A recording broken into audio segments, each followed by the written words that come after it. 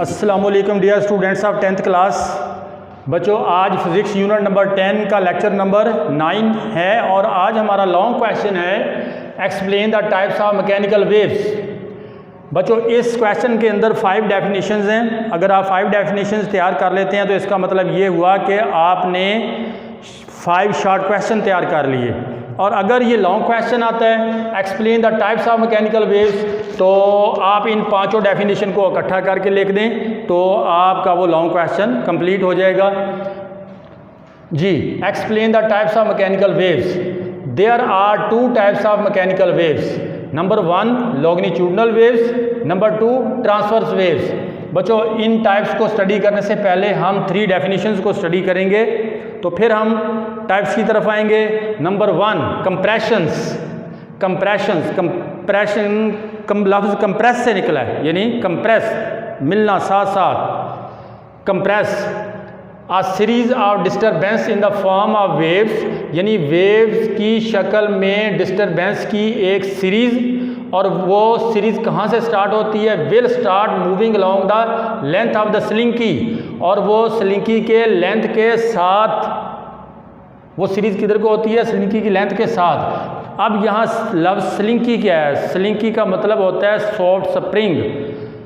Helical spring का मतलब भी होता है सॉफ्ट स्प्रिंग। यहाँ पे स्लिंकी इसलिए यूज़ किया गया है क्योंकि सॉफ्ट स्प्रिंग जो है वो आसानी से वेव्स पैदा कर सकता है।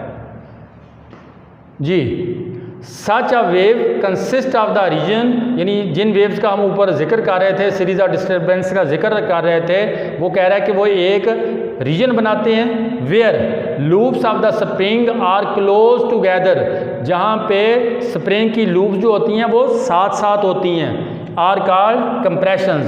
जैसे देखें ये वेव्स पैदा हो रही हैं, डायरेक्शन ऑफ द वेव्स क्या है? सपोर्ट की तरफ है, जहाँ पे स्प्रिंग का एक सिरा बंधा हुआ है और दूसरी तरफ हमने हाथ से पकड़ा हुआ है, तो वेव्स किधर को पैदा हो रही हैं? इसकी डायरेक्शन क्या है? सपोर्ट की तरफ। तो इसी तरह से अगर दूसरी डायग्राम में देखें तो ये स्प्रिंग की लूप साथ साथ हैं और ये वाली लूप साथ साथ हैं, तो वो रीजन जहाँ स्प्रिंग की लूप साथ साथ हों उसको हम कंप्रेशंस कहते हैं। जी, उसके बाद रेयरफैक्शन,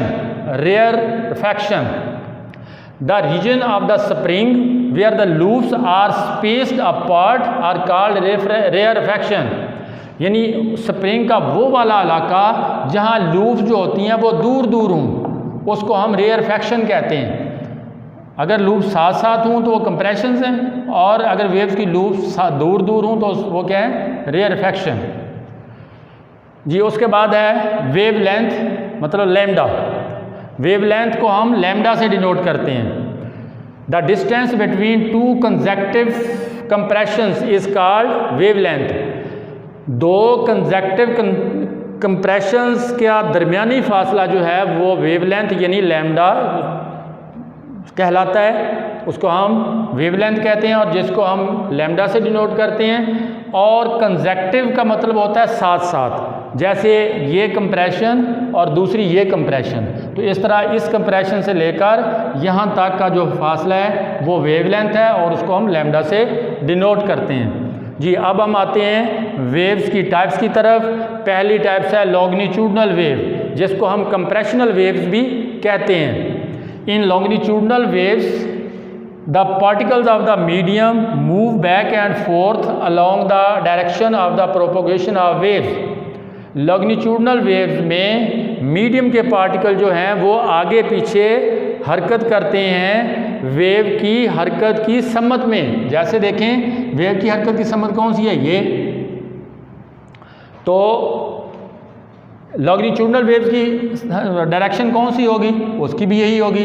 तो ये क्योंकि इसके अंदर लॉन्गिट्यूडनल वेव में पार्टिकल जो हैं वो अपनी जगह पर ऐसे ऐसे वाइब्रेट करते हैं। अब देखिए इसकी डायरेक्शन कौन सी है? इसकी डायरेक्शन वही है जो वेव्स की डायरेक्शन है।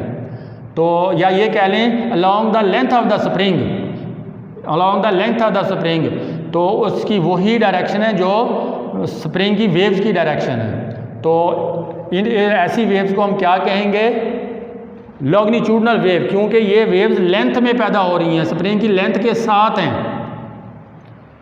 तो इनको कंप्रेशनल वेव इसलिए कहा गया है क्योंकि इसमें कंप्रेशन जो है वो अलोंग द स्प्रिंग पैदा हो रही हैं, तो इसकी वेव्स के साथ ही पैदा जिधर को वेव की डायरेक्शन है उधर की कंप्रेशन पैदा हो रही हैं, तो इसको हम कंप्रेशनल वेव्स भी कह सकते हैं। इसके बाद है इसके बाद है transverse waves. In transverse waves the vibratory motion of the medium is perpendicular to the direction of the propagation of the waves. सबसे पहले देखें कि इसमें वेव्स पैदा कैसे हो रही हैं। इसका एक सिरा सपोर्ट के साथ बंधा हुआ है, ये स्लिंग की स्प्रिंग है, वही स्प्रिंग है स्लिंग की, ये स्ट्रिंग नहीं है। इसका एक सिरा यहाँ बंधा हुआ है और इसके दूसरे सिरे को हाथ में पकड़ा हुआ है और इसको ऐसे ऐसे किया जा रहा है। जब इसको ऐसे ऐसे कर रहे हैं तो इसकी वेव्स कैसे पैदा होंगी, ऐसे ऐसे। अब वेव की डायरेक्शन तो है ये, तो यहाँ पे मीडियम के पार्टिकल ऐसे वाइब्रेट कर रहे हैं। इसका मतलब ये हुआ कि वेव की डायरेक्शन के परपेंडिकुलर ये पार्टिकल जो है वो वाइब्रेट कर रहे हैं, तो ऐसी वेव्स को हम कहेंगे ट्रांसवर्स वेव्स। तो बच्चों देखें इसमें लॉन्गिट्यूडनल वेव्स की डेफिनेशन में और ट्रांसफ़र वेव्स की डेफिनेशन में सिर्फ एक लफ्ज़ का फ़र्क है, इसमें है लफ्ज़ along the direction. Along the direction का मतलब ये कि जिधर वेव्स पैदा हो रही हैं, जिधर को वेव्स जा रही हैं स्प्रिंग की लेंथ के साथ, अलोंग द डायरेक्शन का मतलब ये है स्प्रिंग की लेंथ के साथ वेव्स।